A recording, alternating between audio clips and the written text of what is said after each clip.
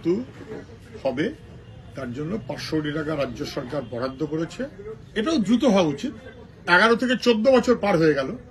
আমি মুখ্যমন্ত্রীকে মনে করে দিই, 2009 সালে প্ল্যান স্যাংশন হয়ে গেল, 2008 সালে টাকা কেন্দ্র রাজ্য কে কত দেবে নির্দিষ্ট হয়ে গেল। তখন প্রণব বাবু কেন্দ্রীয় সরকারে, আমাদের রাজ্য সরকারের সঙ্গে কান্তি গাঙ্গুলি ইত্যাদি ইত্যাদি প্রকল্প প্রস্তাব ফাইনাল হয়ে গেল।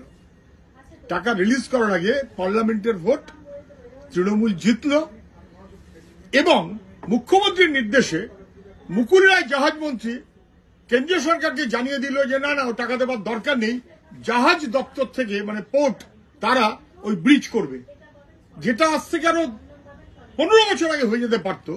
সেই কাজটা আটকে দিল তৃণমূল। দায় কার? 15 বছর পিছিয়ে গেল, তার দায় কার?